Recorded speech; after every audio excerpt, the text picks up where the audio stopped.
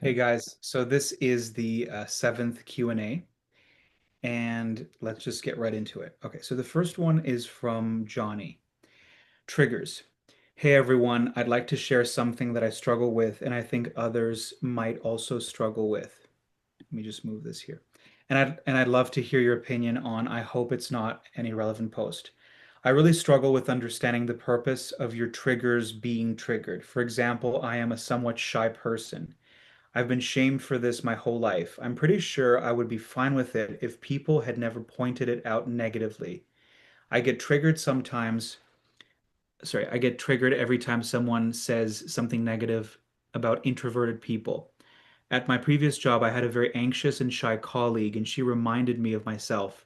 In the beginning, I became a little angry, not with her, because it was like I was seeing myself, and I still struggle with accepting this aspect of myself. I guess my question is, am I supposed to change this part of myself or accept it? And what does accept mean? It's a part of me that doesn't hurt absolutely anyone, but people have a problem with it. And I'm also being congratulated when I act more extroverted or face a fear of that nature. When I started my healing journey, I was hysterically trying to fix and change everything I thought was wrong with me because that's what I thought the process was about. Now I've realized that that's not really the point, and you've maybe heard the saying, you can't hate yourself into a version that you love. So, and I hope my post makes sense, I don't understand what I'm supposed to do when situations trigger me. I understand I'm being triggered because I don't accept this part of me, but sometimes it seems like situations happen so I can change this part of myself rather than accept it. I'm confused. Yeah, that's a really good question. Um, okay, when I first read this, I'm just trying to remember. Let me just read it again. The part that I wanted to address. Um,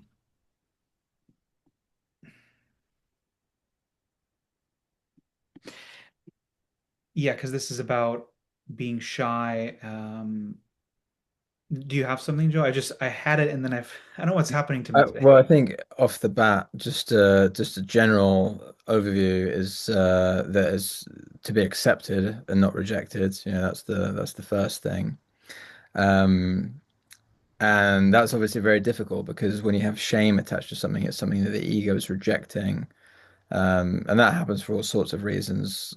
In this case, you know, people have labeled an aspect of yourself as negative, and it's a very common issue. I think I said in the comment that I've experienced this in my life as well, and felt very uncomfortable about shyness because of being labeled shy, and I associated shyness with being timid and insecure and things like this. So it's it's not just about being quiet. You know, sometimes people are just quiet, but I think because uh, maybe people who are more naturally extroverted and loud, and this is how they exist when they see someone who's maybe comfortable being quiet, that sort of holds a mirror up to them, and it's like, oh, am I doing something wrong by being loud? Why aren't you being loud like me?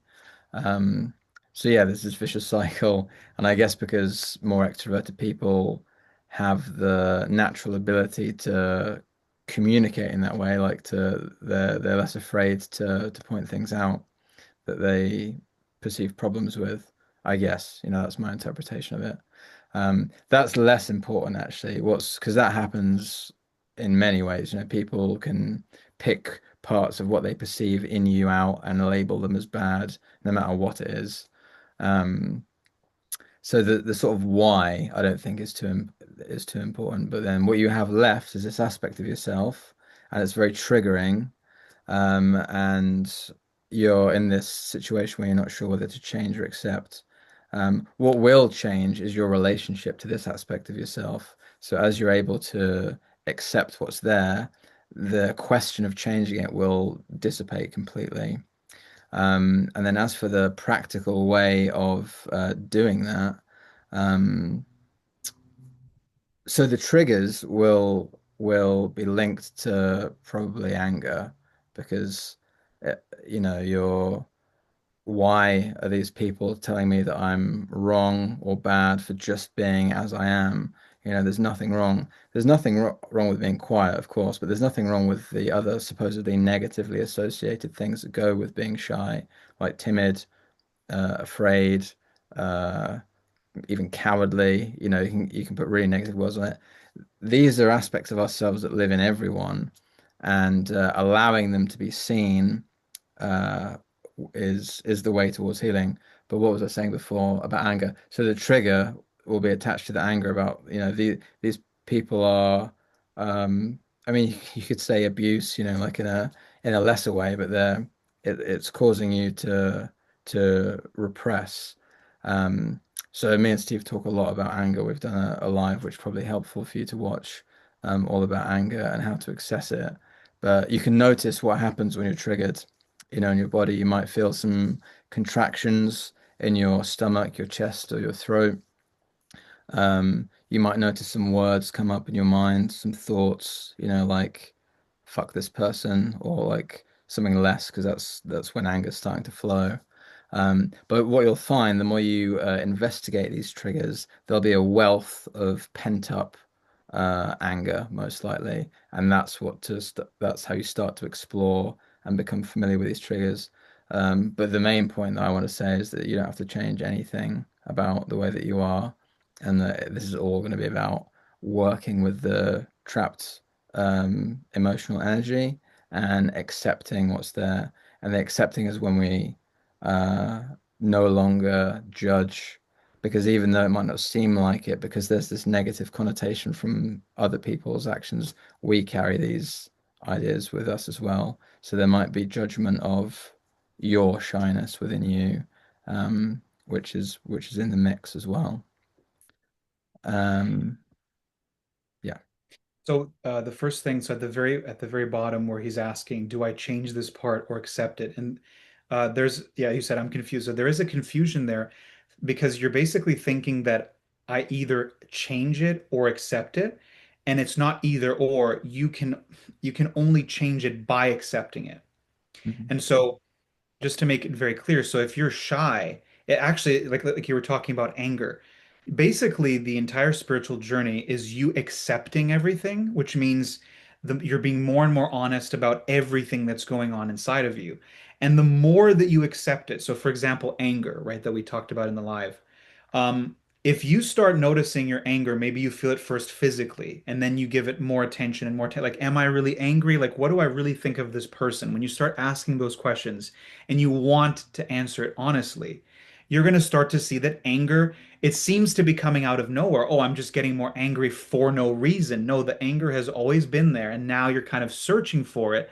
And the more you look for it, your awareness is kind of finding the anger that has always been there, right?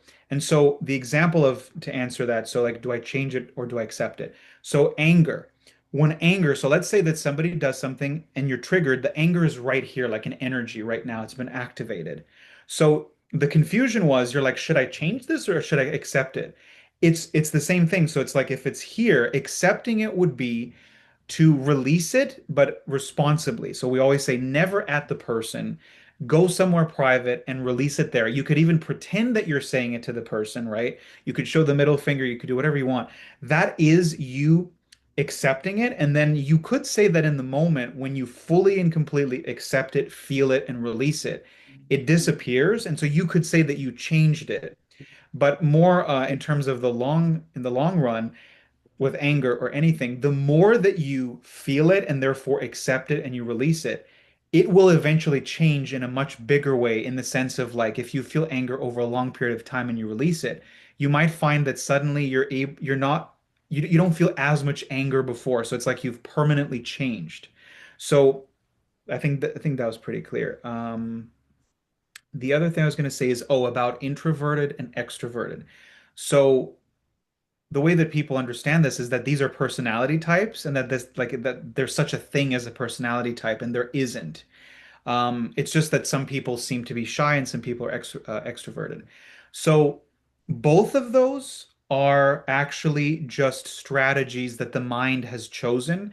And so for whatever reason, the mind of a person that chooses to be shy, it's because I think it benefits them the most. It could be something to do with childhood. And the person that is extroverted, they also get something, they get some kind of protection from being extroverted. So maybe people just like them more, right? And so I just wanted to say that these are not personality types. They are literally two sides of the same coin. It's just that the ego always chooses one, right? It has to choose one. It can't choose both. Um, and you said in the question that sometimes you're extroverted, like sometimes you face a fear, and people they basically applaud you because this is, society only likes certain traits, right? And they reject and hate all the other traits. So people don't like shy people in general because they don't like to see someone that they think is weak, which is also doesn't exist, right? It's just like I said, it's just a strategy that your mind has come up with that kind of works for you and maybe doesn't work for other people. And the other thing I was going to say is in accepting this part, oh yeah, you mentioned anger. So it's a really good question because there's like a number of things that you can slowly learn to accept. And the first is, oh no, this is what I was going to say. Everything that you're becoming aware of. So you're aware that you're a shy person, you describe all these things, is what changes everything is doing things on purpose. So what do I mean by that? So when you're shy, it usually feels like it's out of your control. Like this is how I am. I'm afraid to say this and that. But in reality, the next time that you go into an environment with people, notice how you're shy. Notice how you're not saying something that you should be saying. But then if you can't change this right now, be shy on purpose. And this changes everything because like I said, usually when we're not doing things consciously, it's kind of like a stream that's kind of just taking us. We're not really stopping to look at what we're doing. But when you actually do it consciously, then something starts to change.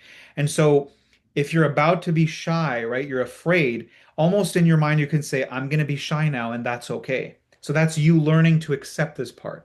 Um, and then the anger thing that Joe said is extremely important. So this is yet another aspect of yourself that you can slowly learn um, to accept, and one day you will love it because it feels it kind of feels wonderful to feel anger for many different reasons.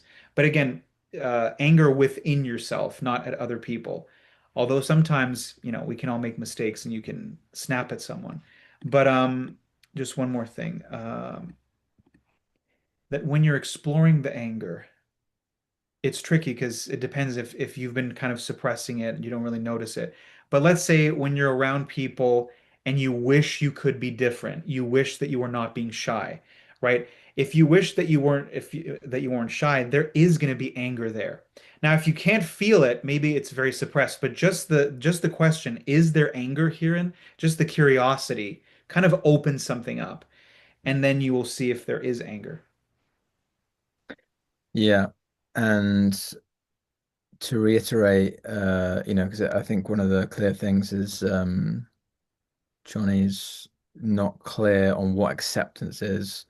So acceptance occurs as a byproduct of what Steve and I've been saying. So when you see what's there, it's like seeing what's there is accepting it in part. As you see more of what's there, you can express it, but allowing it to come. So seeing and allowing equate to greater and greater acceptance. It's not something that like mentally flips, like, oh, now I accept this in me. It's a state, acceptance is a state that becomes deeper and deeper the more you do these things. So don't put pressure on yourself to be like, oh, I don't accept this currently and I want to accept it. But by seeing more and more of what's there, doing this work with the anger, and allowing yourself, and like Stu said, being intentional. Um, because if it's something that it's only your ego that will judge what's there anyway. It's there anyway, so you can sort of almost have control a bit. Normally your ego say, "Oh, I'm being shy now. I wish I wasn't." Instead of being like, "I'm going to be shy. I'm going to be the shyest person on planet Earth for the next 10 minutes." You know. So doing these things will as a result lead to acceptance. It's not something that you just choose to do, like I'm going to accept this now. Um, yeah, I just wanted to make that clear. Yeah, and if you think about it, the entire spiritual journey, you could say, is learning to love yourself.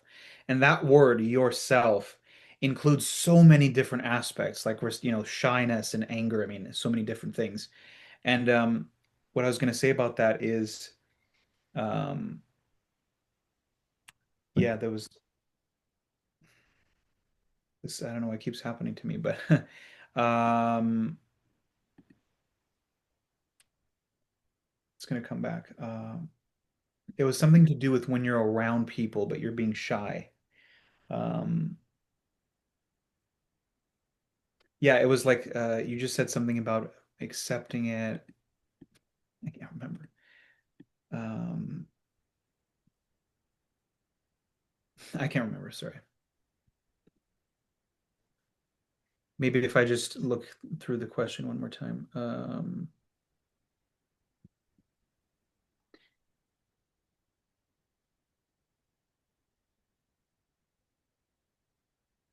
I don't know. I can't.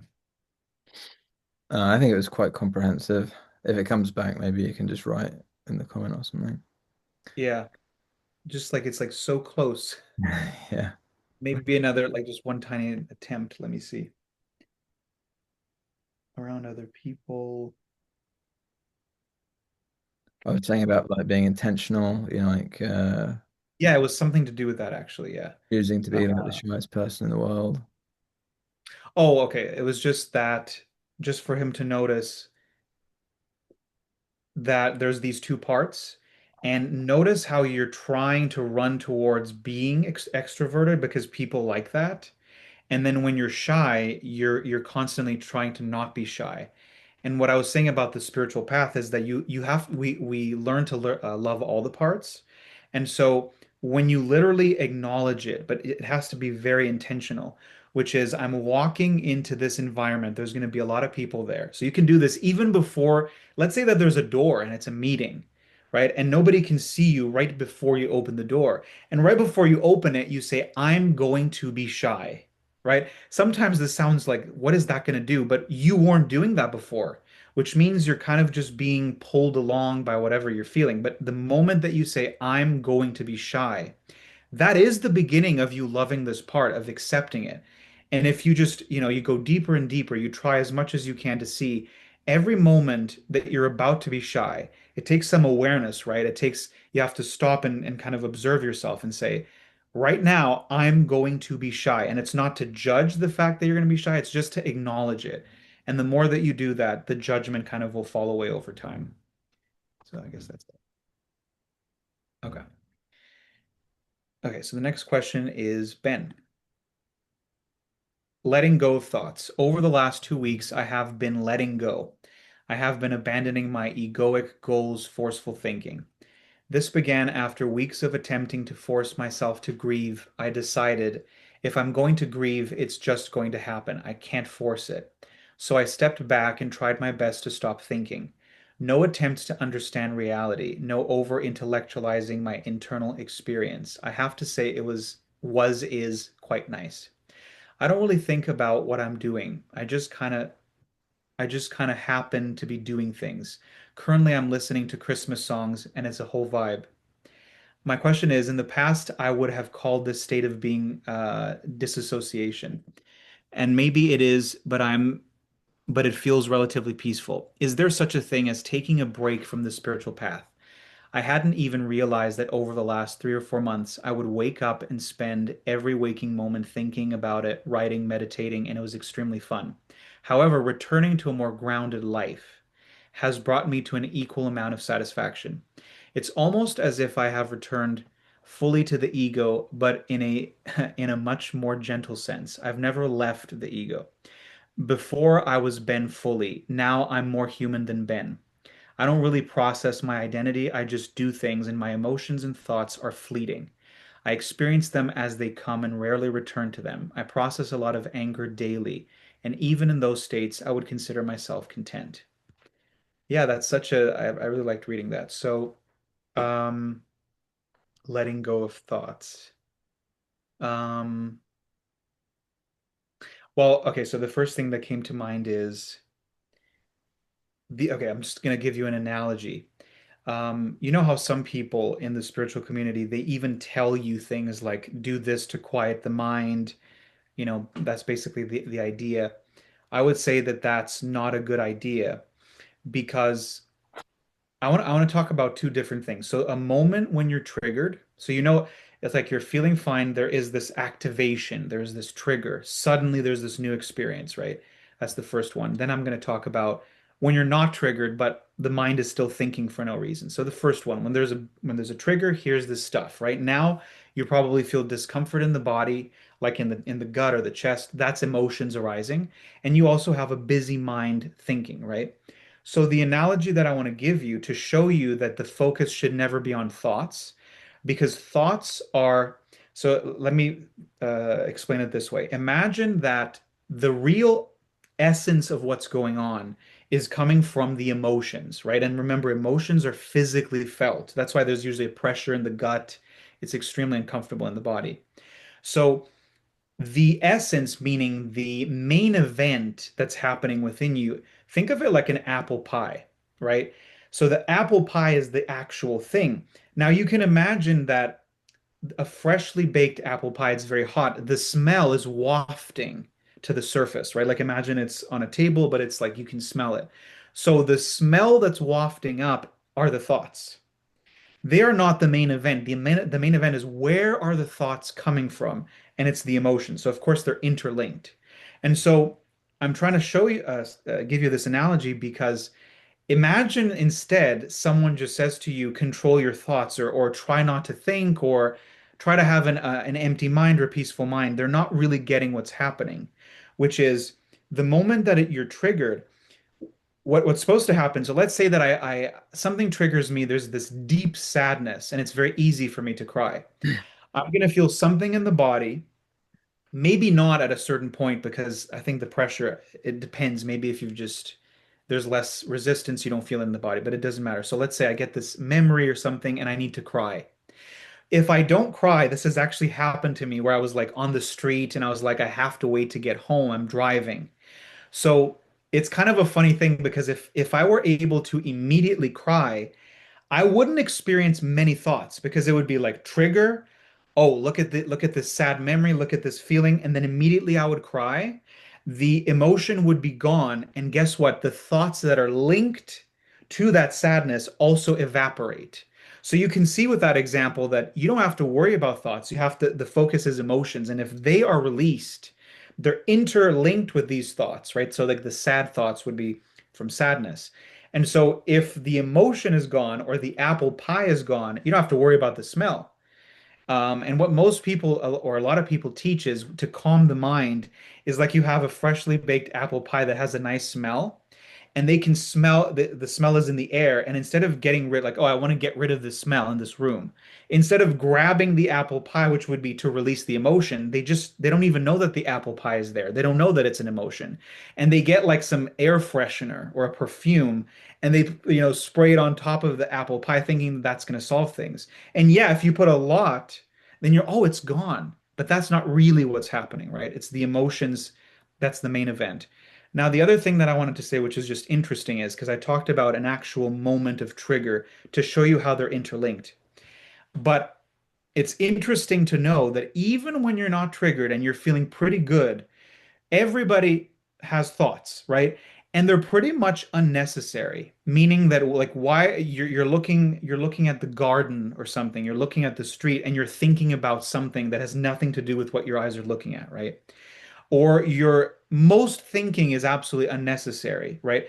I think that a healthy mind, it would kind of be like a dead mind most of the time. And if there was an actual useful reason to think, to plan a trip or something, or to write a book, to have a conversation that you have to remember things, that would be a useful, that would be a great use of the mind. Otherwise, the mind would be absolutely dead silent. And so all of this thinking that we have is the exact same thing that I talked about the apple pie. But instead of being a trigger, instead of like it happening right now, this mind that doesn't stop talking, even if it's not unpleasant, but it just can't stop talking, is showing you that there are a million of these apple pies or emotional pains sitting deep in your psyche. And the reason why you have to keep thinking for no reason is because, again, they're interlinked. So imagine that, like these apple pies, all of your emotional pain is very far away in the psyche, as if there's like a distance, right? And so the distance, it doesn't matter how far they're in the mind. Remember how they're interlinked. So if there's emotional pain here, it is linked to thoughts over here in the mind. So even without triggers, the fact that we think all the time is because of that mountain of emotional pain that's just sitting there in the psyche. Yeah, that's a really good analogy. I like that. I'm just going to read over if you have something again. Well, yeah, I mean, it just sort of, speaks to what you were saying as well, but it can be frustrating to see that you're trying to force things one way or the other. Um, but, so you're saying that you're forcing the grieving. But then also in the same way that your sort of solution to it is another kind of forcing, like I'm not going to do this anymore. I'm not going to um, over intellectualize my internal experience. No attempts to understand reality. So there's a consistent egoic attempt to control what's going on internally, and we're always trying to do this. Control what's happening in our mind because oftentimes it's not what we want. But the distance that is created with just noticing, you could notice that you're over intellectualizing all the time, but instead of willing, by noticing, you sort of eliminate the willing for it to change, especially, to a degree, to a greater and greater degree. So you might see that you're constantly coming up with theories about, what's happening and the truth about reality. But to see it and to allow it to be there will help you sort of access the apple pie that is connected to those thoughts because you'll you won't be so engaged in wanting things to be one way or another because they are just the way that they are, and our egos think it has some ability to control that. Of course, it doesn't, but um, so my point is by witnessing what's happening um, and not labeling as desirable or going to help you spiritually or going to help with any of this, that will actually allow you to sort of find this connection to the bodily um, emotions that are connected to these thoughts. Because what the thoughts actually are don't really matter. That, like Steve said, they're just symptoms. They're not really pushing you in one way or another. They kind of do when you really believe them, when you believe you are what they say and you start acting on them. That's a bit different. But just by witnessing, you can then start to have a bit of distance, and then you might start to see what's happening. Oh, I'm constantly coming up with these theories, and then you just see it happening. And as these theories are being produced, you might then start to notice where this is coming from physically. I mean, you might start to see more and more. Um, so yeah, I just wanted to clear up that like the egoic preference for one type of thinking versus another doesn't equate to much. It's just another kind of egoic trick. Um, but you also were saying about your current state of like being as well. Um, that's obviously really good. That's like a nice place to be. But these are states and they're impermanent and they come and go and they come and go a million times. You could have like months and months of a certain state where you think that you've, gone from here to here, but then suddenly you're back down here. Obviously, this is an egoic picture. Um, there's not like a clear, I mean, there is a linearity to it, but at the same time, you can also be thrown back very quickly for any reason at all. Um, so yeah, just a general point about the transient nature of states and then our egoic desire to cling to states and label them as like this state is better than the state I was in before. Um, and the ego might freak out about that. I know mine has many times where it definitely prefers one to another, but they all come and go. Yeah, and I was going to say, so when he says, I would wake up and spend every waking moment thinking about it, writing, meditating. So like returning to a more grounded life. So what's interesting about that question is that like first you can just obviously do whatever you want. It's not like you have to meditate every day and you have to do this and that. But I think that Artem calls it the point of no return. And so I'm not sure if you're there, but the point of no return, I guess I don't know, maybe for each person it's different, but the point of no return is when I think first awareness is just always there, and therefore there's always something coming up, even if you're living your life. I mean, for me, like if I think about it, what you wrote there, which seems to be like, oh, I'm doing all these spiritual things, right? I never do any of those things. Like I did meditate for like, I think a month ago, like I was into meditating. I did 3 hours a bunch of times. But in the last 4 weeks or more, I have done nothing spiritual, you could say. And yet it doesn't stop coming. So it's not like I'm doing something spiritual and then I'm like, oh, here's more pain. It's just always coming up. And so, like I said, it's like you can do anything you want. There's nothing wrong with not, if you're watching a bunch of spiritual videos and doing all these things that you think is spiritual, and then you do none of it and you're just being a regular human, both are fine. And I was just going to say, the only thing that makes it this point of no return, which means you can't go back to living the way that you did before, is that when you realize that all of this stuff in your psyche, and you can see it directly, it's basically ruining your life.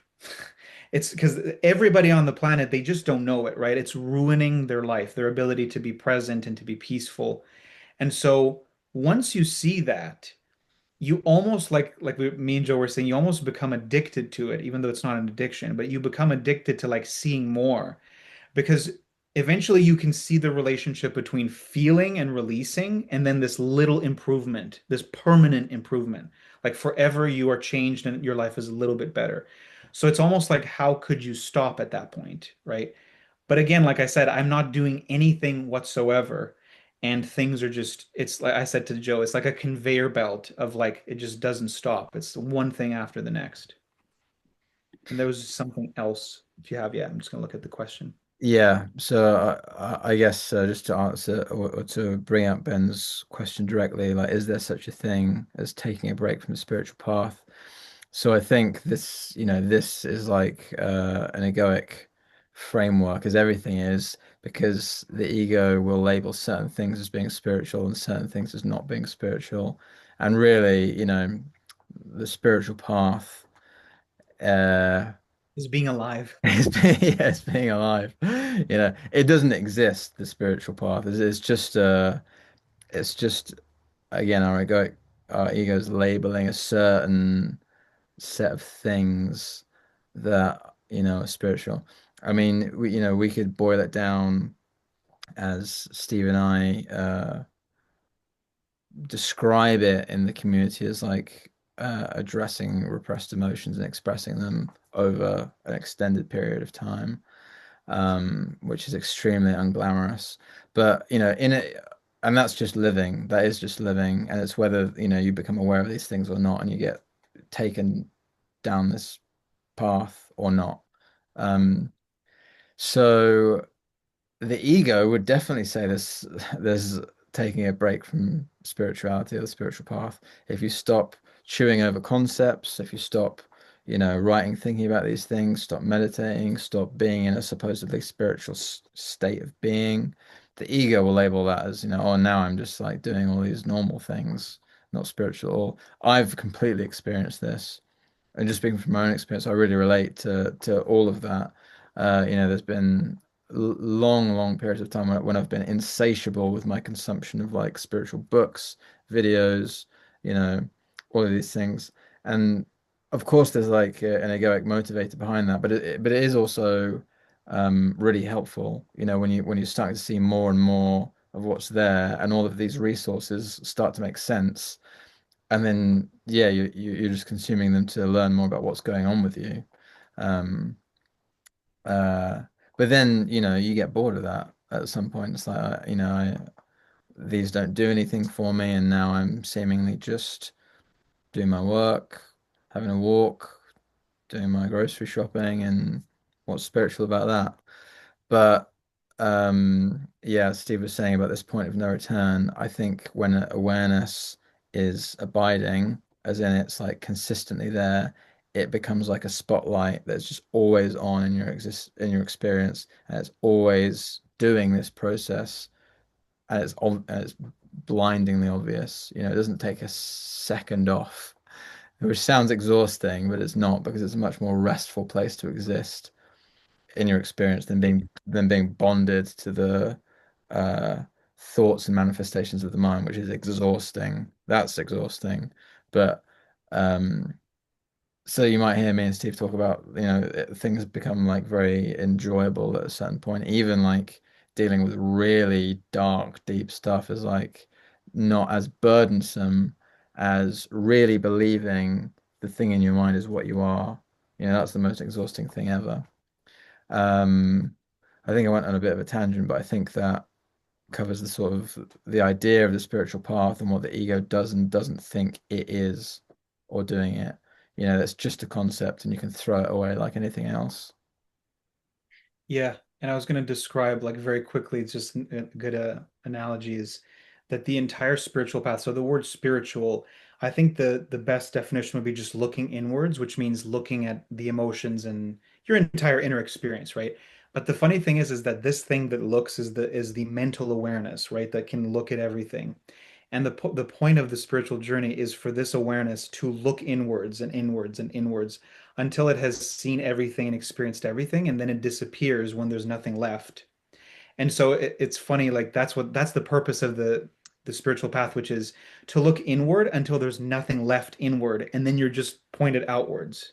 And you can finally enjoy being a human, which is experienced through the five senses. So it's kind of that's the end of the spiritual path, is when you've looked inwards to such an extent that there's nothing else. Like, why would you be so focused inward if there's an entire world out there for you to feel with the five senses, right?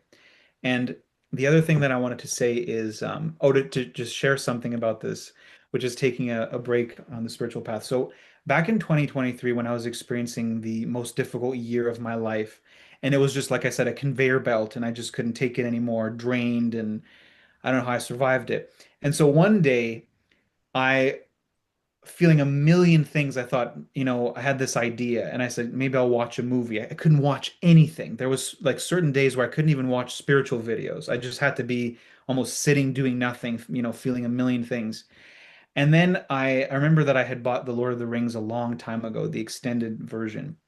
And so what did I think? I think it happened with Star Wars and with that I thought, oh, this is the most unspiritual thing possible. It has nothing. I had watched the movie a million times before Spiritual Awakening, and it has nothing to do with spirituality. So I start playing the first one, and the entire movie, the three movies, which must be like 8 hours or 9 hours, um, I had to constantly pause and sob and sob and sob because when I finished the whole thing, I realized, oh, I'm watching the hero's journey. Hello.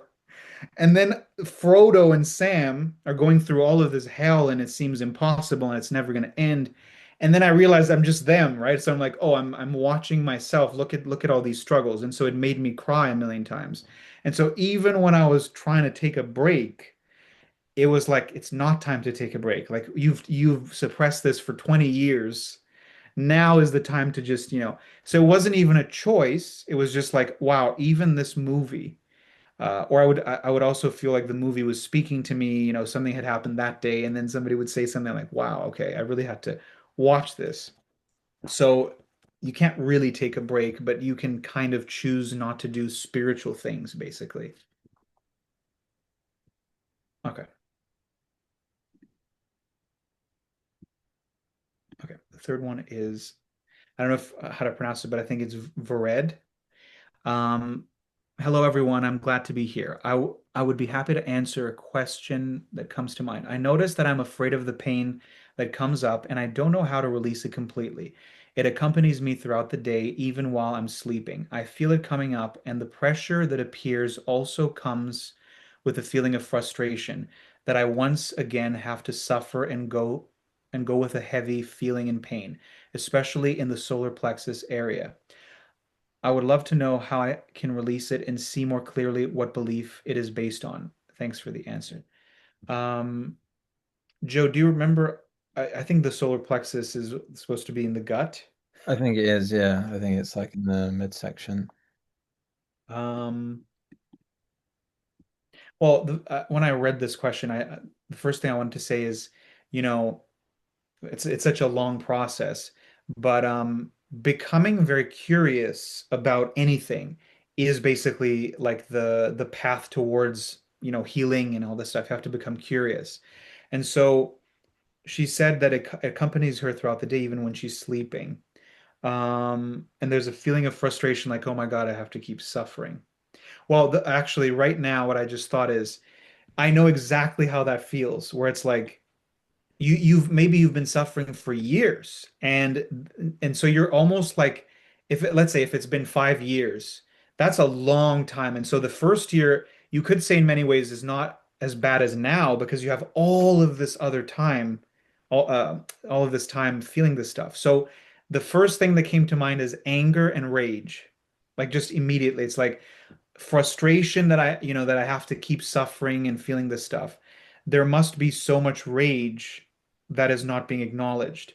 And so if anger and rage is scary for you, that's totally okay. That's how we all start, basically. And so you have to like slowly start investigating throughout the day. So imagine that I think she mentioned she has 4 kids, so it must be like a very busy household. Um, if you have these little tiny moments, right? Maybe you're like in the sink washing and nobody's speaking to you for a second. Ask yourself, like, am I feeling anger right now? Right? Somebody might have done something that makes you angry, or your husband did something, or one of your children broke something, or they're not listening to you. And so the question is, am I angry right now? Especially if something just happened, right? Even that question, am I angry, is a complete shift. If you never do that throughout the day, right? You have a very busy day. It's always like, what's next? What's next? And you insert that. It's never happened before. You stop, you're washing something, and for a second you stop and you're like, am I just really angry right now? But maybe you can't even tell. It's just like Joe was saying, maybe it's just a lot of energy. And you're like, I don't know what this is. Ask yourself, am I just extremely angry right now? Because frustration is really just anger, right? Frustration is like a very mild anger. Um, and so in the solar plexus. Well, the solar plexus, which is the gut area, um, we can feel multiple things. Sometimes we can feel we're just completely activated with pain. But I think usually the gut is where fear comes up. So, this is a complete guess. I'm not sure about this. But if there's a whole lot of reason for you to feel anger, which is the frustration, and you're also afraid to feel it because maybe as a child it was wrong, your father said, girls don't get angry, or it was just dangerous for you to feel anger around your parents. So it could be those two things together, like you're you have a very busy life. It can be very frustrating, but you're not really feeling anger, but it's arising in your body, right? It doesn't matter if you don't really feel it, you don't give attention, it's still arising here in the body. And what can also be triggered is this fear in the gut. Because I don't think that anger, and believe me, I felt so much anger. It doesn't happen in the gut.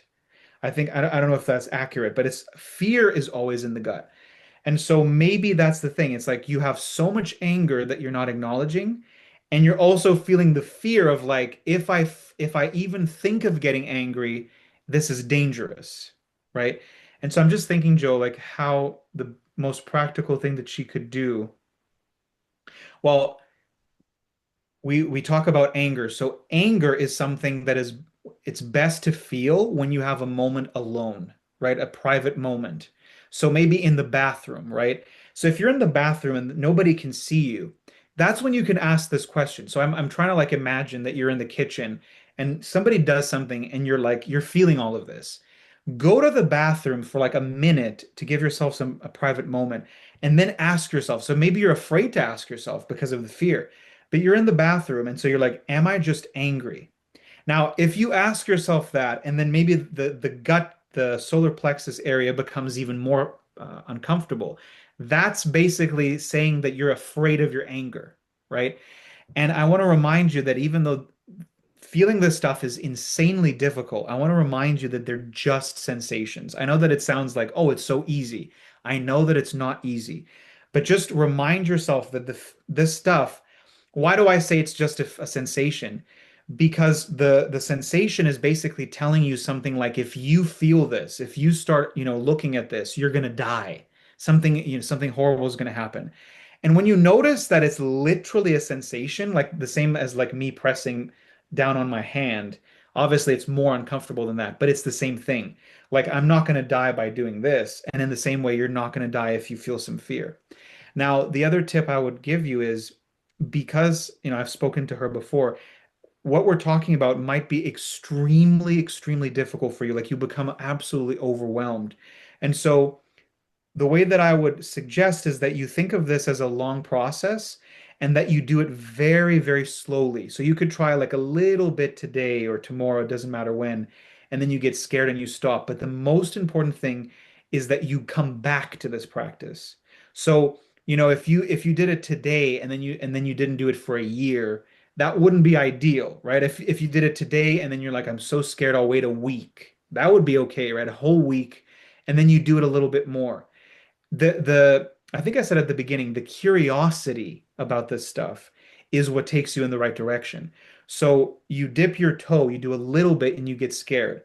Then you do it again. Finally, after you've done this a few times, maybe this first level of you becoming familiar with it, it becomes familiar now. So you're like, okay, I've done at least this little bit. Now I'm comfortable with it. What's next? Can I see a little bit more? And the deeper that you go with this anger thing, basically you will realize, this can sound a little bit scary, that your life and the people around you, they are triggering huge amounts of anger. People that you love, right? This is what people have a hard time with.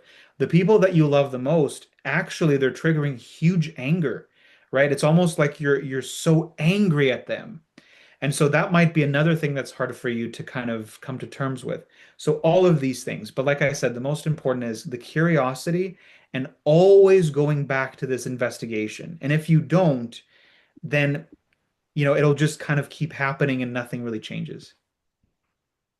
Yeah, and the part about the frustration that it seems to be always accompanied with frustration, and from what I understand in the way that the comments written, that is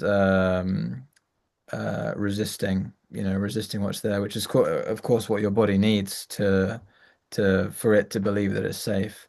The I believe that the solar plexus is like a big like meeting point in the nervous system. It's like a really like central thing. So it would make sense that is like very overloaded because nothing's getting released.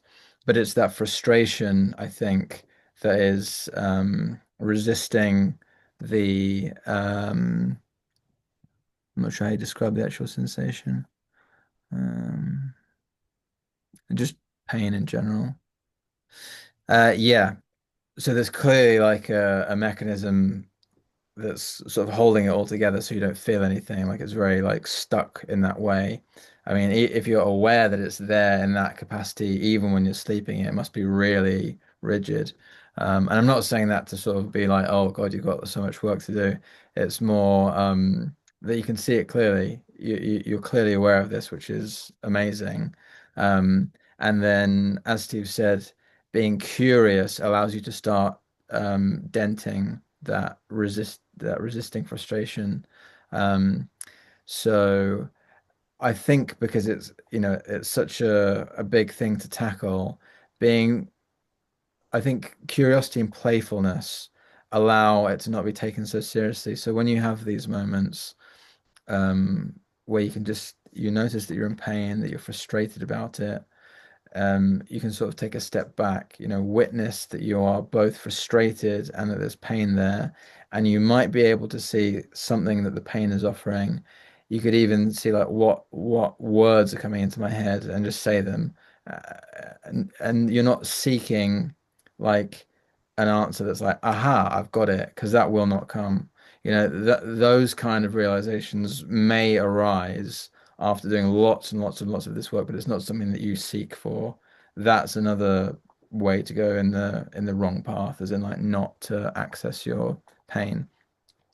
So my point is that you can be curiously playful and open to seeing what comes up when you notice that you're in pain. Um, and you're just allowing it. It could be the most random stuff in the world, or some difficult things might come up. You might say something horrible about a loved one. You might uh you might just say a sequence of completely random words, but you're just allowing what comes, and then this is when you can start to realize that honesty might be more available to you. You might say something negative about someone, and they're like, "Oh, I noticed that. I can pull on that thread a bit more. I just said, I don't like the way you dress or something. Can I pull that a bit more? And then, more of what's there. And these are almost like caps on your anger. So you're slowly like undoing them. And then when you pull on that thread a bit more, then you might then the real emotion starts to be connected to it. I don't like the way you dress. I don't like the way you talk to me. I actually hate you as a person. I actually think you're worthless. And then you can start to access the anger. But what I just said, one example, that might take a long time. And it's that sort of curious playfulness which allows you to start pulling on the thread. Um, and having a bit of distance. So you've already seen that you're frustrated when the anger's there. So make sure that when that happens and you have that awareness, you can just get a bit of distance and see them both. Placing your attention on your body is always a good thing, and seeing what happens. So yeah, you're just experimenting and playing with it in a safe way, and you can always remember that you are safe. You're just in your body, you're in a room in your house, there's no threat, even if your mind is telling you it's not safe to do so. Um, yeah. Yeah.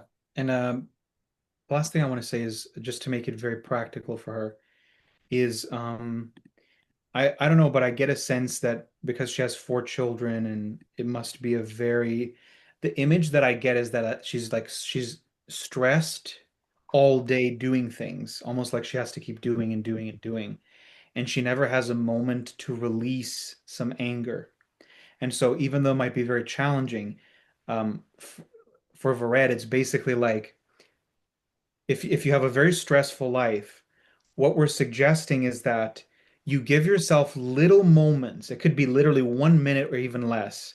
Like I said, you go into the bathroom, nobody's going to be there with you. And in those private moments, you slowly learn that you can release your frustration. So you see, you're not hurting anyone, nobody's there. You give yourself these private moments so that you can feel something, right? I don't know exactly what you would say. It could be challenging, like if I don't know, if son or daughter or husband, they do something and you go in the bathroom and you pretend that you're saying it to them, like, I'm so angry that you did this, right? So that you can at least release it. You're becoming honest about what you're feeling. So if your life is very difficult because you're never releasing anything, now you kind of know why. And so I know that it sometimes is difficult to understand like what does he mean? So if you're living your life and you're at home, basically, I mean, if maybe the bathroom is the only place, when you notice that you're getting extremely overwhelmed with something, give yourself 1 minute in the bathroom to like what am I feeling? And if you can express it, even if you just say it silently, right? Like I'm so angry, like that, like silently so they don't hear you. That is like a complete and giant shift in your life because instead of you going day after day, the entire day, there's all of this stuff happening and there is no releasing. These little releases, even if you had two releases or even one every single day now, that's going to completely make your life easier. Okay. Okay, so this one is from Larissa.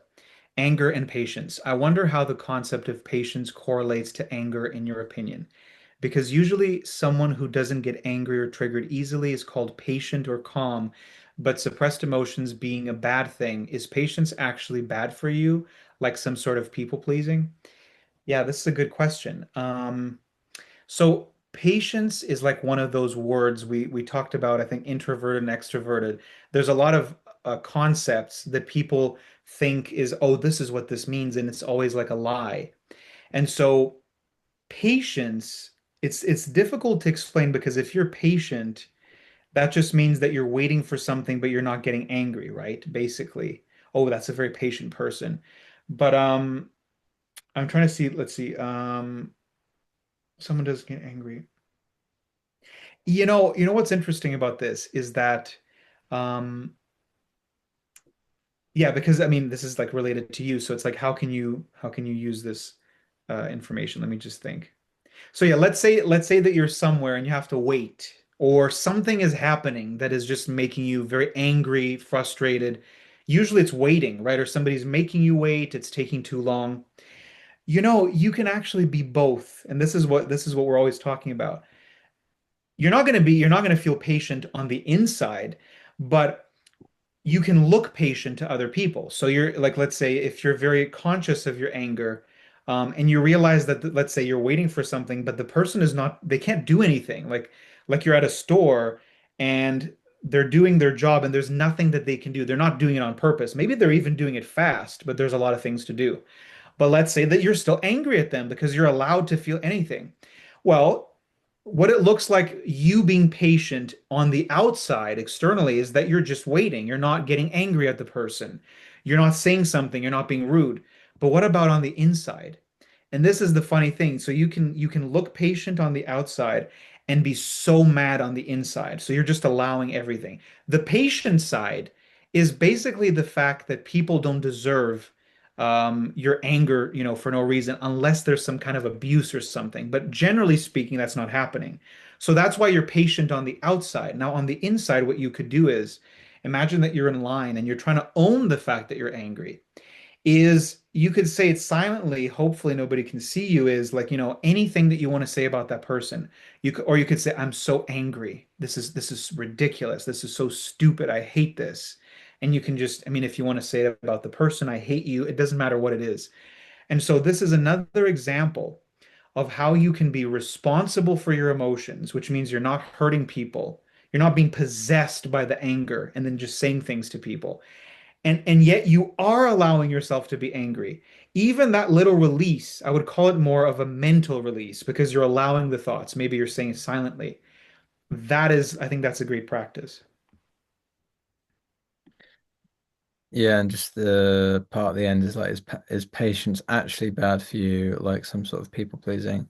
Um, so I guess actual real patience where you're actually waiting for someone and you're not angry on the inside is not a problem. It's just being honest about what's going on, as Steve said. Um, and what was I going to say about um, it's funny about being honest about your emotions and not taking it on someone else. Because if you're very honest about how you feel and you don't want to wait for someone and you really want to act on that, then you can make sure that you're expressing it and it's about you, not like, oh, can you hurry up and I'm sick of this. It'd be more like, sorry, I don't I don't have the patience. I'm not able to. So it's all about you.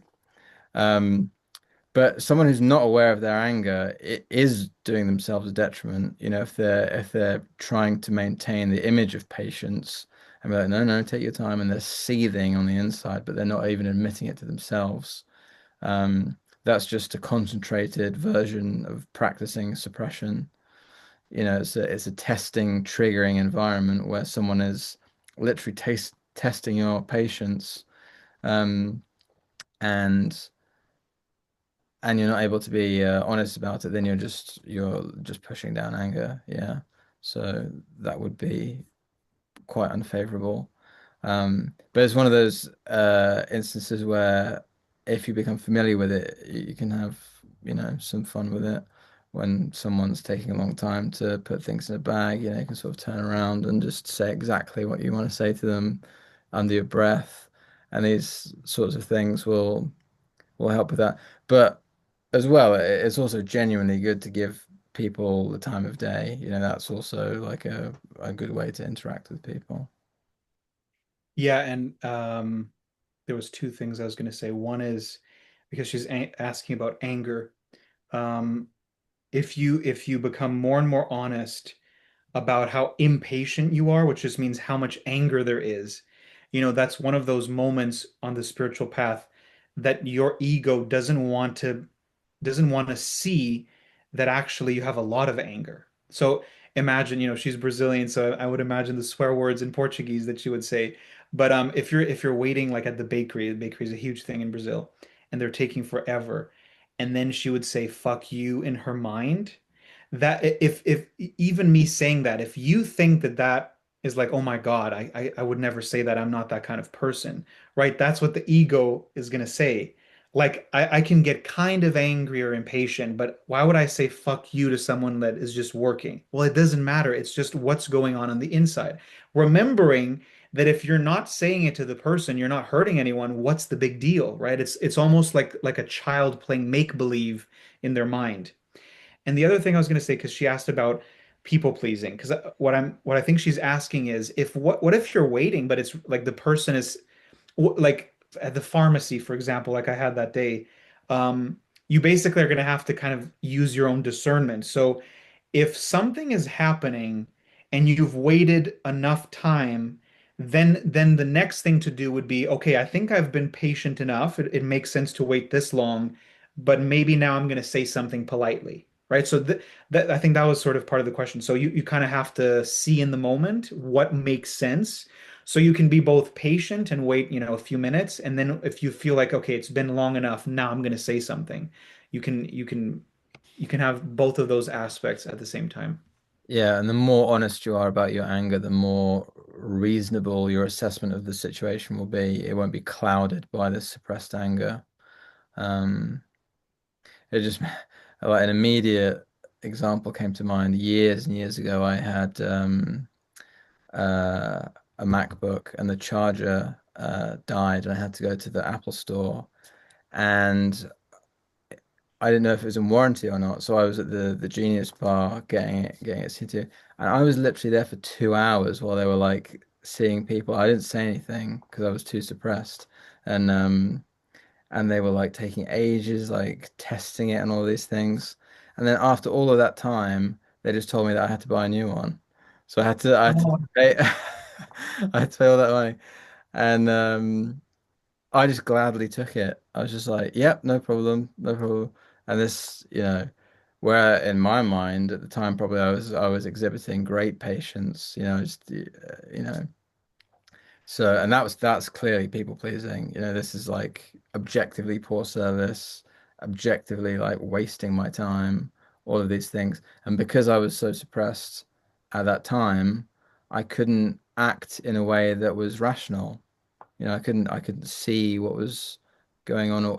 I think one of the biggest questions you always have is like, is what I feel valid? Like, am I right in thinking this? And when you're very suppressed, you really don't know, and you're really not sure if Of course, all your feelings are valid. They're always valid, but what's reasonable? What's a reasonable action to take is very difficult to discern the more suppressed you are.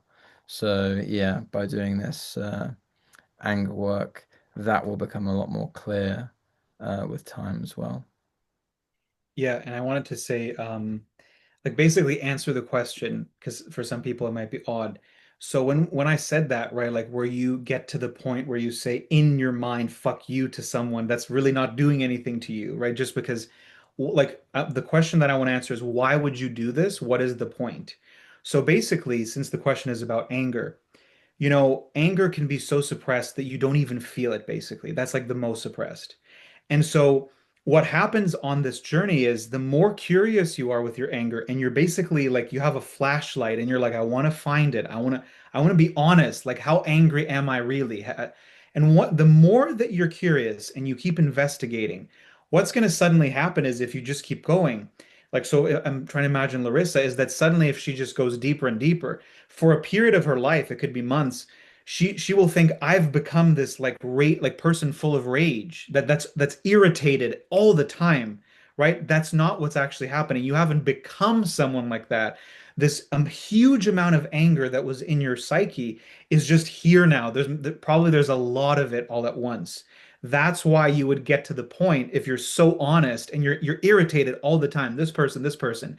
You get to the point where you're not pretending anymore. You're like so angry because you suppressed it your whole life that literally someone that didn't do anything to you, their presence is just annoying you, and then you'd say "fuck you" in your mind, right? Now, what is the point of this? Just to show you how important this stuff is. It's incredible because if you want to call it the energy of anger, right? This is going to seem completely unrelated, and yet it is. So you embracing your anger to the point where in your mind you say "fuck you."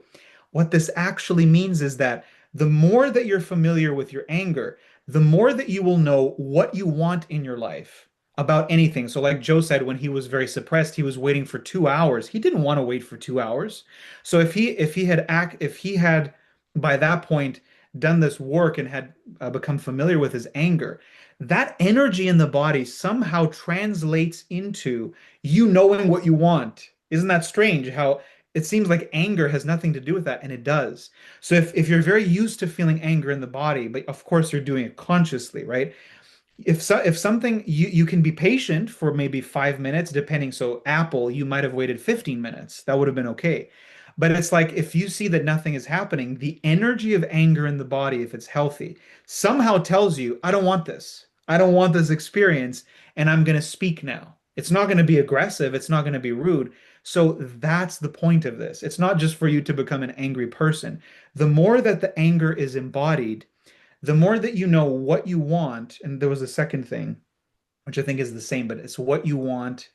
Um, I mean, I guess that's it, what you want, and which is just boundaries. It's like every single thing that defines you. What do you want from this moment? So you go into a party. Do you want to stay for 5 hours or do you want to stay for 2 hours? Oh, I want to stay for 2 hours. Then everybody's like, no, stay, stay. What is your if you have felt a lot of anger, what does it say? I want to do this. So it's this energy of doing things, getting things done. So you'll see that people that are very, very suppressed with anger, they don't know what they want in any moment. So other people decide for them, and and I just forgot what I said. So it was not knowing what you don't know what you want, and I can't I forgot. It was Well, similar. no, I mean the point was still making sense with you become clear about what you want and you assert yourself um as a product of that. And I wanted to tack on that it might sound like when you say things like fuck you to people that you are becoming more angry at them, which isn't true. This isn't what it is. You're accessing like an abstract energy, physical energy that's in your body that is being released in the form of words. So that's all that's happening. There's no like you becoming more angry or you're not actually saying fuck you, to the person in real life, or even like, these are just manifestations of this energy. It's You're not just like, releasing anger. yeah, Yeah. yeah, yeah. You probably may have heard me and Steve say other thing, that the further down, the darker it gets, and you have like you access, very dark things. Even like an image in your mind isn't an actual image of the thing, it's a visual manifestation of deep anger. That's what it is. It's not actually the thing, just like saying fuck you isn't actually the action of saying fuck you. It's an expression of the energy that's there. Yeah, and I guess the word intrusive thoughts that people love to say, "Oh, I get these intrusive thoughts." So if you get violent images, right, especially if someone you have so much rage for, those are not intrusive thoughts. That's basically a mind that has stored so much anger over a long period of time and has been suppressing it for so long that you can almost imagine that it's spilling over, almost like a glass filled with water that's completely full, and then you just put more water, it'll start spilling, right? So those intrusive thoughts are not intrusive. It's like the subconscious mind almost has no more space. It's put so much that now it's spilling over into the conscious mind, and now you're seeing these images.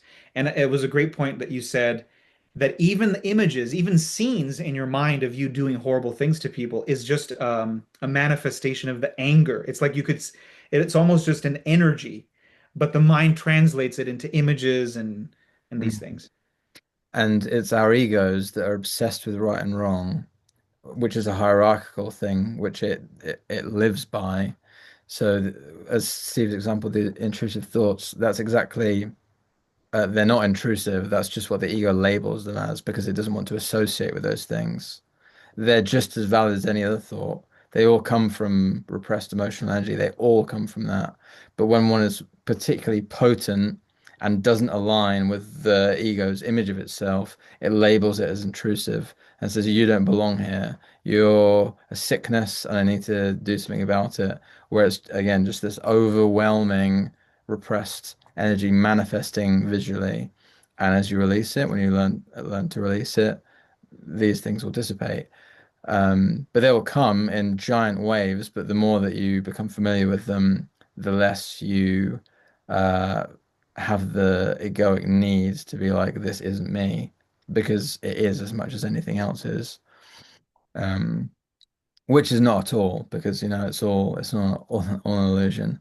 Um, but yeah, I think that's a really good thing to state. Maybe we should do like a bigger thing about intrusive thoughts actually, because that's Yeah. a really big one. And I was gonna say it's a good question and just a lot of information. What I was gonna say is that let me just go back to it. It was something about the importance of this on the spiritual path. Oh, I was gonna say, that if you think of spirituality, why is it that most people don't talk about this, especially I would call it pop spirituality, which is people telling you just to feel good, just to meditate so that you can only feel peace. Why does that not work at all? And why is it that most people talk about this stuff? Because what we just talked about, especially when Joe said the darker aspects. So first there's anger, then there's rage, and then there's like the darkest rage, which is basically in your mind the desire to harm people and to kill them, right? That's like the deepest level. So why don't people talk about this? Because the if you really have this curiosity and you want to be free, right? That's what the whole community is about, free from suffering, then as you go deeper and deeper, the ego, something big happens to the ego. So it's kind of like it's almost dismantling because it wants you, the ego in your mind wants to hold this that I'm a good person. And it's holding on. So if it's very comfortable, meaning, oh, I think I'm a good person, I'm a good person. If there's nothing challenging this, then there's no real change on the spiritual path. But the moment that you're willing to challenge this and you're doing something in your mind that is of a bad person, so you're challenging this, it's almost like you're going to both sides, and so the ego is getting confused, right? So that's why it's so important. This is like one of the most important things in spirituality. But most people don't want to go there because first it's painful and uncomfortable. But this is the actual work, the dark stuff, because that's the stuff you hate the most in your mind. And so, again, with the intrusive thoughts, the reason why we have a mind that has negative thoughts about ourselves is because think of it, if you have a lot of violent images in your mind that you're never looking at, that portion of your mind you hate. So if you hate that part of your mind, that's the reason for negative thoughts, right? Oh, I'm not good enough, I'm fat, I'm this and that. That's where they're coming from. So I just wanted to say that to show you the importance of actually looking at the stuff that the ego thinks is ugly. The uglier it is, the more important it is to look at because you deep down you hate it, and investigating it and doing all these things is you learning to love it. And the more you love your mind, the better you're going to feel, right, in the long run. Okay. One second, I just closed it by mistake. Oh yeah, so Beate. Fear of not belonging. I have finally realized that I'm struggling with fear of not belonging. I believe this ties to how my parents have treated me as a child. When I've done something that wasn't pleasing to my parents, they would not only put me down by calling me all of awful things I was and hit me, but also they would implement silent treatment that would go on for days or weeks at a time. Wow.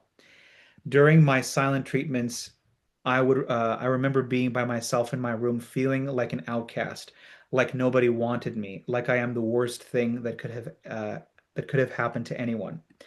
If I was trying to talk to my parents, they would say awful things about me with disgust being shown on their face. I was so lonely and felt that I needed to do what I can for my parents to forgive me and accept me back into the family.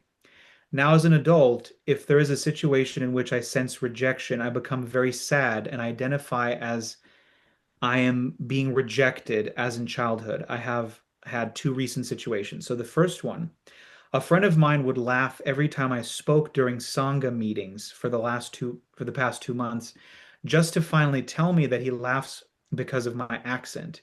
That made me feel very low about myself and feel like I never belonged to this group. I felt like I was made fun of. And the second one was people from the same Sangha group decided to meet for dinner to socialize. They all decided on the date and time, but nobody asked me if the time and date would work for me or even told me about it until last minute. I felt total rejection, like I don't belong there. In the past, in situations like that, I would be sad and cry and be resentful and most likely left the group or people please them. But what I have now noticed is unfolding for me is anger, hate, and standing up for myself and others. I feel that I will no longer be a victim, but I will fight for my space. And in both situations, I have expressed how I felt to these people. However, after investigating what I have had transpired for me, I have realized that the reason I want to be included is because of the fear of not belonging. And after being honest with myself, I realized that I don't want to hang out with these people in the first place. My apologies for the lengthy question. I was trying to explain it as best as I could. How do I work with that fear? Also, is that fear tied to the fear of abandonment? Thank you. And then I think that there was a second little comment, which I think is, um, let me just add that I finally became aware of that fear, but the need of wanting to belong is strong. And I know I don't need to belong anywhere, but I'm still sensitive to anything that would mean I am being rejected, almost as if I need to constantly prove my worth in order to be part of the group. Yeah, that's a great question, and it's so incredibly sad that that happened to you. I'm so sorry, and it's incredible, like you said, in the people they were making fun of you. It's so odd because you're like to me, your accent is so slight, and it sounds great. So it's very odd to me that they would say that. Um, but the other thing I was going to say is that what's incredible about this, I know that it sucks so bad to be in these situations. I mean, they happen to me very similar, but isn't it incredible? She actually said that she realized that there's hate and there's anger, and the anger is there arising. So she even, I think she said that she spoke to them, and she realized that she doesn't even want to be with these people. And so it's sad that it has to happen this way, but the difficult situations that we're in are basically there and they happen over and over until we get tired of them. Unfortunately, that's the only way that it happens. And so that kind of happened to Beata. And so, the fear of not the fear, but wanting to belong, I think everybody wants that. But like you said, you don't have to belong anywhere. But I think the feeling of wanting to belong, um, in childhood is that you just want it to be loved and accepted and not ignored, right? So that's why that feeling is so strong. But think about how interesting this is that technically we don't need to belong. Like if we were all enlightened, there's nothing to belong to because we belong to ourselves. But this feeling that you want to belong is really just tied to emotions, of course, right?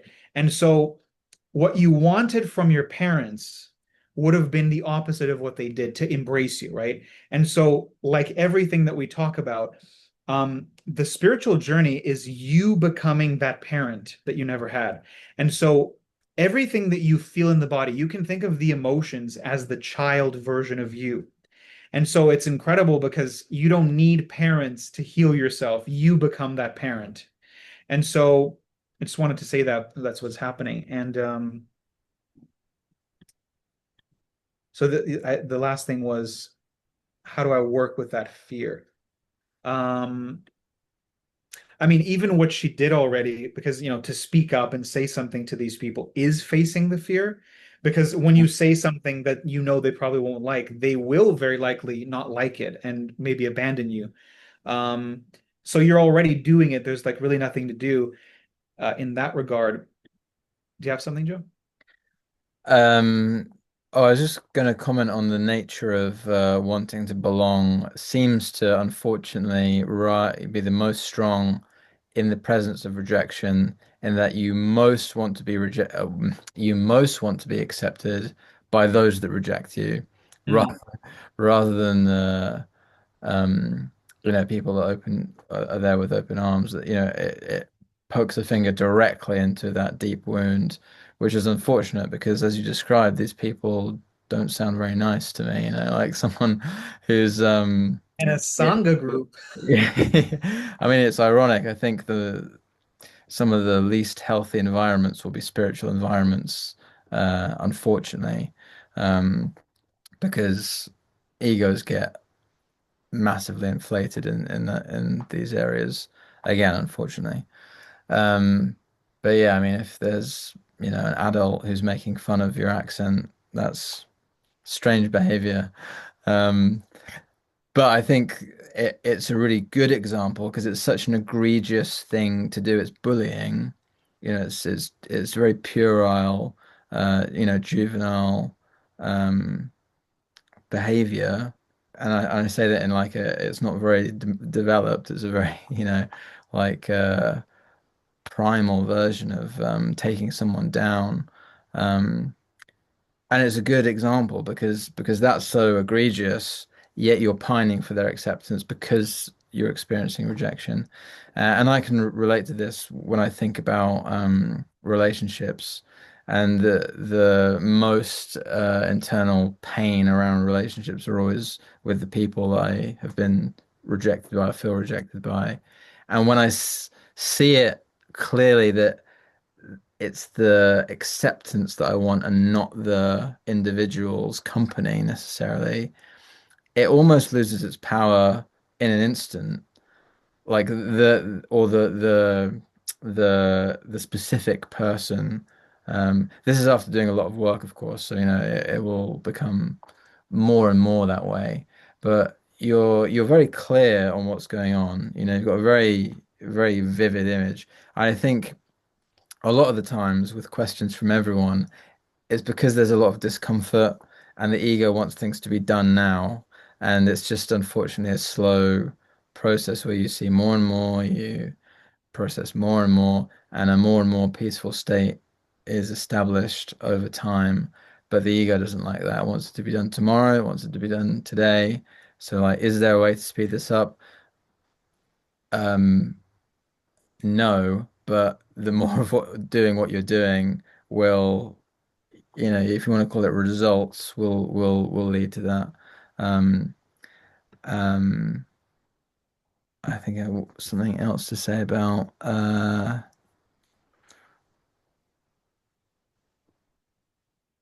yeah, I mean, you've gone a very far way already. The example that you gave of your parents is horrendous, and as Steve said, I can't imagine how difficult that would have been.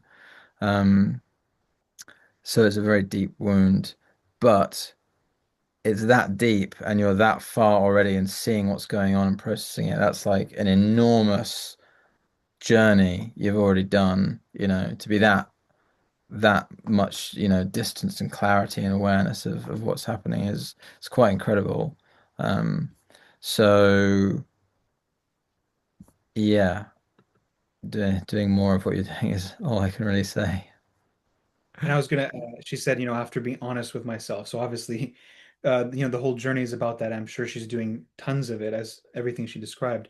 But I would say it's actually very simple. The more honest you are with yourself, you will know what you want to do in and then when you know what you want to do, it will probably be very uncomfortable physically because of the emotions that will arise.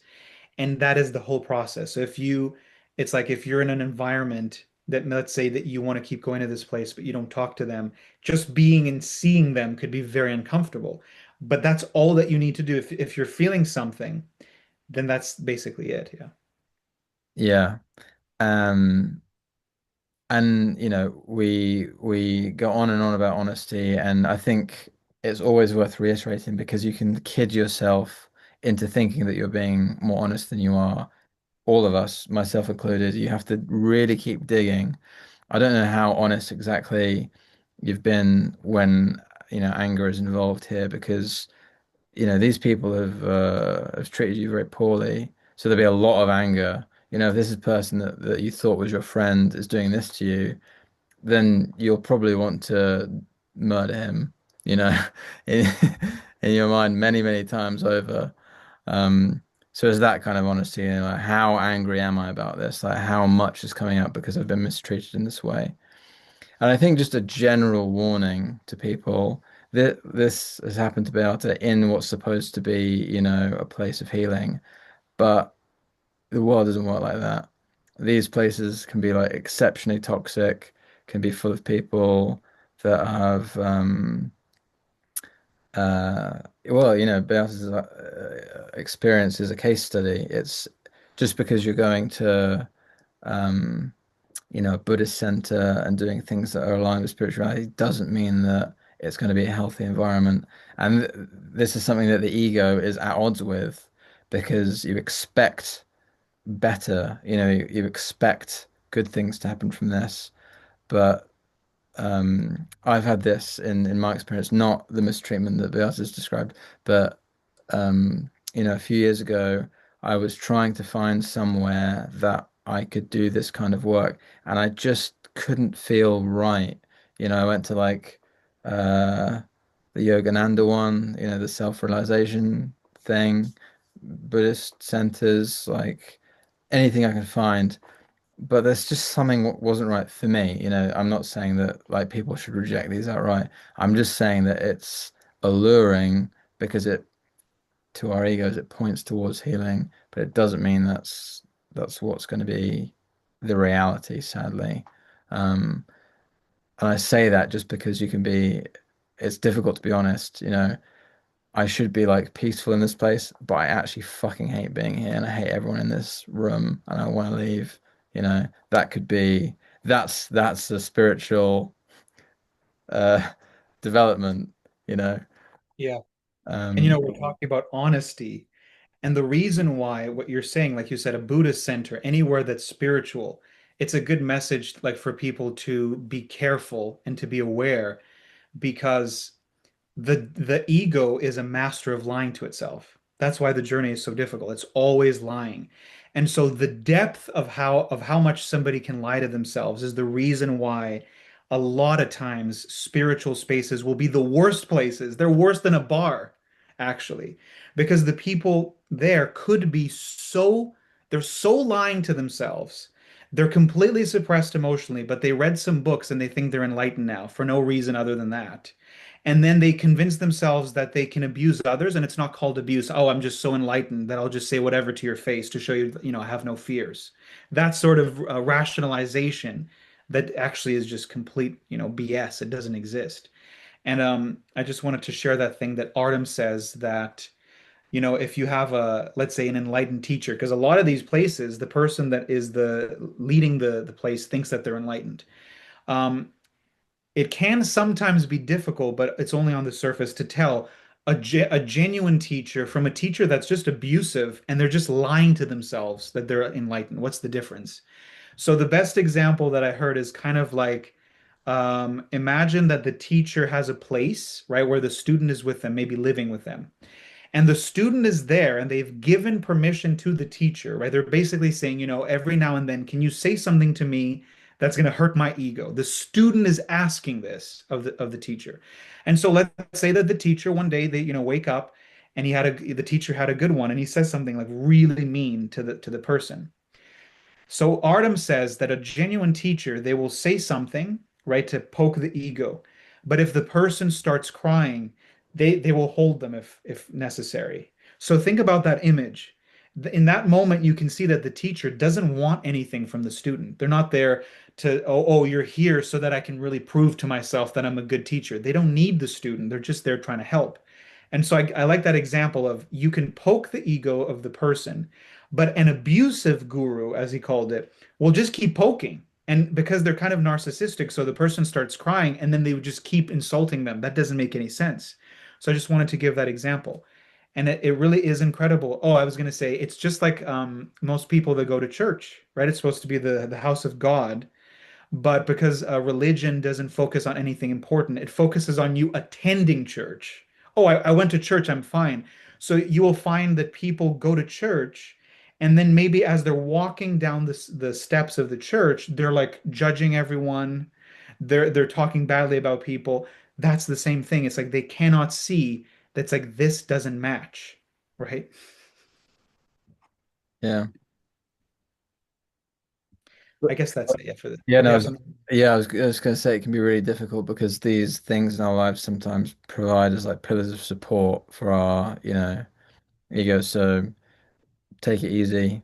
The honesty can be brutal. The internal honesty can be like, really difficult when you see it and you know it's true. You know that you feel it this way and it means that things have to change. So, you know, one step at a time. Yeah, and I was going to say when we're becoming honest, and it can be very difficult. I think you said like degrees of honesty. You might start looking and, she said an example is she realized she doesn't like these people. And so you might have that realization, you're being honest, but then you might be a little bit scared and you can't say it yet. So the not being serious about this, like in the sense of don't take it too seriously, is you might become aware of something and then just give yourself the grace and time of like, okay, I can't quite face it now. I've become aware of it. I'm being honest.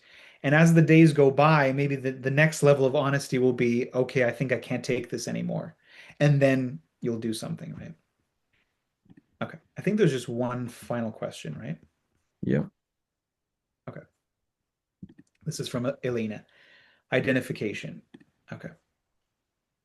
Ever since I was a child, I felt like a dirty, stained, immoral girl. And throughout this spiritual awakening, I've discovered that I feel this way because my mother has been in a relationship with a married man ever since I was little. Of course, it's not my fault. I never agreed with it, and yet I've always carried that shame.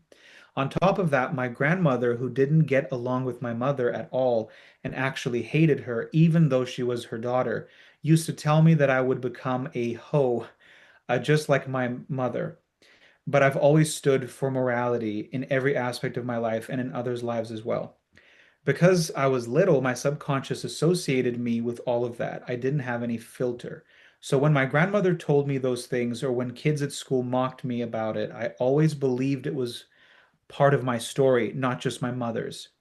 Of course, I loved her very much, and she used to tell me all the time that it was just the two of us, that we had to take care of each other. So I ended up carrying parts of her story as my own. Lately, I've noticed that these things keep showing up again, this identification with the idea that I'm some kind of a hoe. And it's been there since I was little, not just recently, but it's become more noticeable. And it really frustrates me that I have to feel this way when I've never been with a married man, and I completely disagree with that kind of behavior. So I want to ask, how can I stop identifying with this? How can I manage this whole thing? Should I just sit with the feeling, or is there another way to integrate and release this identity? So, um, you'll have heard us say this many times, but there are two aspects in your mind. So you use that word whore, whatever it is, right? Um, the ego creates this. It's kind of a balance, I think. So if there is the whore, there is the good woman, basically, or the moral woman, or moral and immoral. And what the ego always does is, for the most part, it only wants to be the good one. But here's the funny thing. Just like my hands, there's no difference between this hand and this hand. They're exactly the same. That's the same thing for these aspects. So the only reason why you think that the moral one is like really important to be moral is basically a trick of the ego, right? That says you must be this way, and this one, don't even look at it, don't even think about it. It's evil and it's wrong, right? This is one of the spells of the ego. This is why people they never really look at their identities, right? They think that that's who they are, when in reality it's just a made up thought in the mind. It's a belief. So what I would say here is that, and it's going to be very difficult, but like everything on the spiritual path, which is not easy, basically the work here is to very slowly embrace the part of you that you don't want to embrace, which is that I'm a hoe, right? And it doesn't make sense. Like you said, you've never been with a married man. It never makes sense in real life. Remember, this is just in the mind, right? It's like your mind is this playground that you can do anything with. And so if there are things in your life that keep making you feel like you're immoral, then do you have an idea, Joe, of the first steps? Because eventually it's like she's embracing this aspect. It doesn't mean that you are immoral. You see, this is what's confusing. It's not that you're moral or immoral. It's that you're neither of these things, right? But you like to think that you're the moral one. Yeah. Yeah, yeah. So as you're saying that it's fragmented very clearly in this example because the ego can deal with one and the other as deeply painful. And the reason it's deeply painful is because it's been rejected, and you can tell how much it's been rejected. This might be difficult to hear because of how much you're judging your mother, like your grandmother was, in the same way that your grandmother was rejecting it so deeply that she uh, judged your mother and hated her only because she hated that aspect of herself that deeply. So that's a lot to deal with. This is a very like deep generational wound, and even just like chewing on and thinking over what's just been said by me and Steve, that's a big thing to think about. So the thing I would say the first step would to be noticing the judgment of your mother, noticing how much you judge and despise. Again, this is when you start being very honest that you hate, you know, these aspects. You cannot abide by them, and that in your mind, being with a married man, for example, is an unacceptable thing, which is also a judgment. It's an egoic judgment. It's not absolute in any real terms. Of course, these kind of behaviors have consequences in the real world, but morality is just a construct of the ego to divide better and worse, good and bad. This keeps me safe, being moral, and this doesn't. But it has nothing to do with the truth of your bodily existence, which needs the whole thing to be seen, to be healed. So, yeah, as a first step, it's about being honest about your judgment of this aspect. You will think it's about your mother, but it's actually about you and these aspects of you that are tied to all of this. And you can just remember that it's completely safe to explore this. It might be really triggering, really, really difficult. So just be very, very piece by piece, do it as and when you can. Um, but I would say the judgment is the first thing to see. That this judgment is very, very, it's quite extreme. It's like this is completely how it should be, and this is completely unacceptable. I don't want to be like this. I don't want to be like what I've seen others in my life do and behave like. Um, but that will be the first step because the actual healing is when this whole thing that you've rejected is seen and accepted and experienced and felt. And when I say experience, it doesn't mean you have to do the things in real life that Just in the mind. equate, yes. But at the same time, you're judging yourself into submission where there's all these behaviors, even, ho ho and this stuff is like, it's really, really suppressing. You don't know what behaviors and aspects of yourself are tied up to this label that you're denying that are only judged as bad by your ego. Like I said, there's nothing in there that is actually bad. It's just arbitrarily like this is good, this is bad, this is unacceptable, this is acceptable. So the more that you see of what's there, and it'll be a very, very slow process, but you'll see that you're judging, but then you'll see what's there a bit more. And then, the more and more and more, it's not going to be resolved in like one Q&A. So this is like, maybe you can just start to see the judgment as a first step and know that by doing that, you'll get closer. And then what will happen, of course, as you accept more of yourself, there'll be much less, diminishing judgment of your mum and her life and her circumstances and her actions are simply a symptom of what she was available to do. And everyone is always doing their best. So, um, over time, your uh, lessening of judgment of yourself will be reflected in others. You won't see this as this terrible thing that people do. It's more you don't it's hard to speak about morality when it's like very, very bonded and like ingrained. because it's not like we're saying it's actually fine to do all this stuff. It's still like behaviors that act on impulses and passions always result in more consequences in the real world. Um, but this isn't to say that there's objectively good and bad to them. It's like there are consequences and there are less adverse consequences. I think that's a bigger, more complex discussion for another time.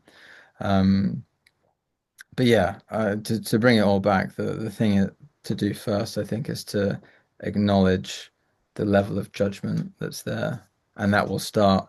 I use this thread analogy a lot because I think it's good. Like once you start pulling, you start unraveling.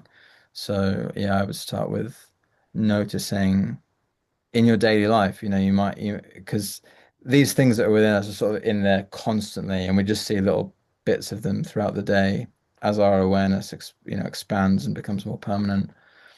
So, you can notice how often am I judging my mum for this behavior? Because it'll be all the time, but you can just like notice when it comes up, when you're uncomfortable, when like um things that we always say like contractions happen, thoughts happen. um, that awareness practice will lead you down the right path. Yeah, and I think I was going to say two things. One, just to say about, the grandmother. Um, what's interesting about the mind is that so she's judging her daughter for being with a married man. So that means, the whole immoral thing. So obviously she probably had, beliefs about how women dress, that they should dress a certain way, that they shouldn't do this and that.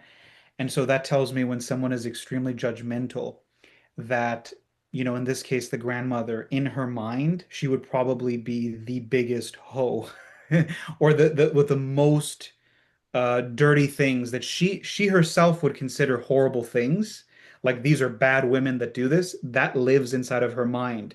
And so the reason why, imagine that I'm that woman and then I'm looking at the daughter like how like this is a ter like how can my daughter be this way? The reason why she's looking at her daughter's behavior, which is, with a married man, the grandmother is seeing a part of herself that lives inside of her own mind, but it's being seen as her daughter. So if she could see, like instead of looking at her daughter, somehow if she could see into her mind and see the version of her that sleeps around with married men, let's say, what she would say to that part is what she says to her daughter. So that's the reason that she has that reaction with her daughter, because she's constantly doing it inside of her mind to the part of her that is dirty, that is immoral, that is a whore, whatever you want to call it. So that was the first thing that I want to say. It's funny. Whenever there is deep judgment, you can know that there's something there. The same thing usually with people that are homophobic and they're just going on and on about people that are gay. It's like, like why are you so interested in gay people, right? If there is nothing in your brain that really cares about them, you kind of have no opinion.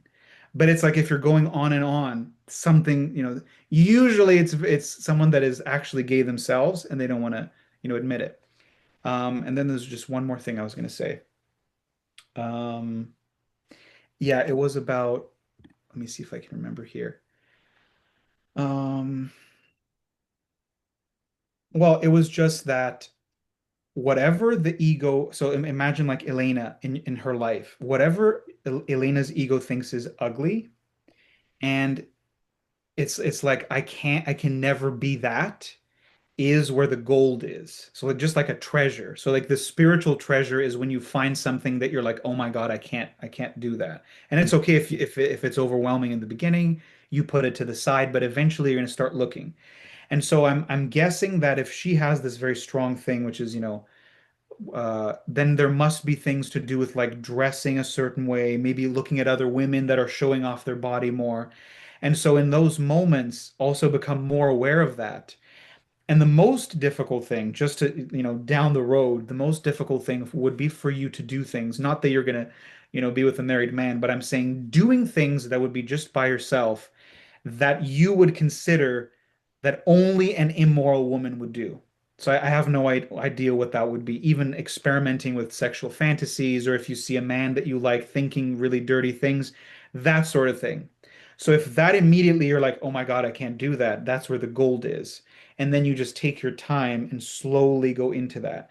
And one day, when you go deeper and deeper, and there's fears, but eventually if you keep going it becomes easy. Once you are okay, and I know this sounds kind of odd, with the inner whore, it's like we all have these aspects, just different for men with same words. When you become complete, when there's no more judgment for the inner whore in you, then you cannot have a judgment for the outer whores. Sounds kind of odd to say, but it's like if the image in your mind, you're okay with it. When you see women, that's the transformation, right? That's like a spiritual transformation. When you're okay with a thing in your mind, when you see the physical representation of it, you're also okay with it. So, yeah. Yeah. And this is what actual love is, that once something is healed, you have the capacity to accept it non-judgmentally, and your heart is further opened. Um, I mean, the tangible end of this, the more you go into it, the more space you'll have for your mum. I mean, I don't actually know if that's something that you want, but in general, your capacity for other people just continues to expand, and you have nothing but um, acceptance and empathy for them. And it's a lot less burdensome as well, because we don't realize how aggressively we're judging everyone and everything for everyone and everything because of how much we're not willing to look at ourselves. And like Steve said, it's right 100% of the time when you have an internal reaction to the thought of doing something like that. That's always the direction that you need to go in. That's the door that you can walk through, and there'll be more greater freedom. But it will always be scary, and it will always, you'll do it in your own time, and just even becoming aware of it is a step towards the door. Um, uh, even, you've used this word hoe or whore, which is very loaded and clearly like something that's been with you through this particular experience within your family.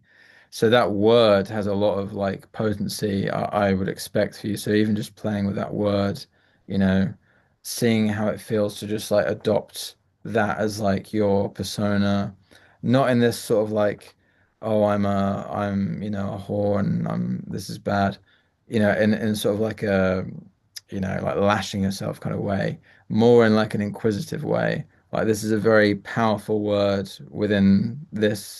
um, within this context. So that's another thing that you could maybe start with, this word and how it relates. How does it make you feel when you say that you are that?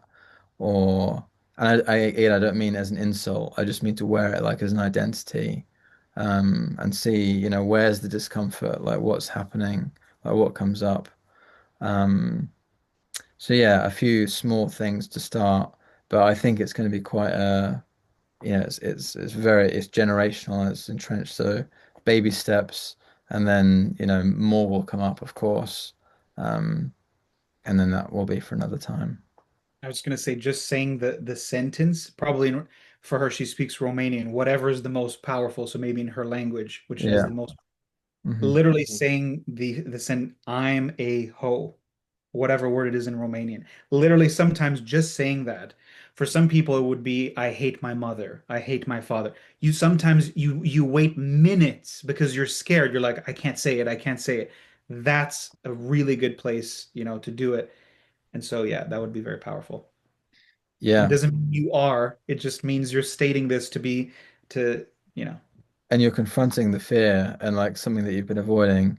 I didn't actually say it, but in the first question of about shyness, this is something that I experimented not that long ago, where I had an issue with shyness in my childhood, and I really didn't like being called shy. And then again, not that long ago, I just experimented with that word. It's not as powerful or as loaded as your example, but it shows you how powerful the practice is. I was saying, I'm really shy. I'm really, really shy. I'm the most shy person on the planet. I'm I'm not anything but shy. And just it would immediately relieve me because it's something that I resisted for so long in my childhood that you almost own it. You almost like um, well, you're accepting it. You're actually accepting the thing that you would never look at. Because of course that is in me. That was in me because I had a problem with it. So to say it, you're you literally feel like a release. That might not happen initially, with this because it's so potent for you, but um, it will do something. I'm sure, you'll say you'll experiment with it and things will happen. Fear will come up or relief even might happen. Um, yeah, so that's those are some good places to start, I think. Yeah, and last thing I want to say is it's interesting to say anything like I'm shy, I'm angry, I'm violent, whatever the word is. You know, every single aspect of ourselves is exactly the same. And so isn't it funny, like I had an image of like this, like almost like a heaven, and then there's a God there. There's God. And let's say that God is absolutely loving. There's nothing that he cannot love, right? And then I just see a line of different of these characters. So, for some people it would just be women. So if you're a woman or a man, and there would be all of the different characters. So like for me, imagine there's like 1,000 Steves, and God is just like walking past them, and God loves each child because that's what they are, exactly the same. And he doesn't care what they do. So it's like, here's the grumpy one. I absolutely love this one because he's grumpy. It's a very specific thing. But then I love this one. He's violent. And if you went to the extreme, God would say this one kills people. I love him just as much as I love the joyful one. I love this one and this one. And that's what you're doing in your psyche when you're saying these things. Even the just saying I'm this is you saying this is okay, right? This is okay in the mind. You're not going to do it in the real world. That's what the spiritual journey is about. Yeah, and that's a really good point because if you're feeling that it's difficult to adopt like this sort of persona, remember that it's a child in you that is trying to be seen. You're dealing with a child within you, and that helps with the judgmental aspect of it. Yeah. Yeah. Cool. Okay, well, that's all of the questions for today. So thank you everyone for submitting them. Thank you. We'll have the next live on Monday and then the next Q&A next Wednesday. So just submit your questions in the community as always, and we'll see you in the next video. Yeah. Bye. All right. Bye, guys.